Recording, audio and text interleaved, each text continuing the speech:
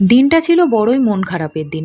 আবার একটা বছর অপেক্ষা। তবু যাই হোক, দশমীর দিন বলে কথা, এই বরণ করাটাও একটা আলাদা আনন্দ। মাকে শেষ বিদায় জানানো, বরণ করে, এটা আমাদের যারা বিবাহিত তাদের জন্য খুবই সুন্দর একটা মোমেন্ট। তো সিঁদুর খেলে, মাকে সিঁদুর লাগিয়ে আমরা কিন্তু ৪ জনে মিলে চলে এসেছিলাম ডিনার করতে শেরে পাঞ্জাবে।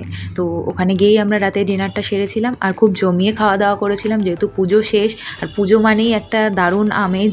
তো আজকে লাস্ট দিন ছিল, তো দারুণভাবেই কাটিয়েছি। ৪ জন মিলে খুব সুন্দরভাবে এনজয় করেছি, টাইম স্পেন্ড করেছি, প্রচুর খাওয়া দাওয়া করেছি। দেখতেই পাচ্ছ, অনেক কিছু অর্ডার করেছিলাম, যেটা যার ভালো লাগে সেটা সেরকমভাবেই অর্ডার করা হয়েছিল।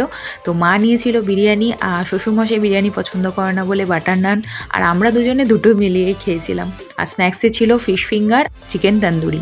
তো ভীষণ টেস্টি ছিল খাবারগুলো। এই বছরের পুজোটা তো দারুণভাবে কাটালাম, শেষ দিনটাও খুব সুন্দরভাবে কাটলো। আবার একটা বছরের অপেক্ষা। আর ব্লগগুলো ভালো লাগলে একটা লাইক করে দিও। শুভ বিজয়া সকল।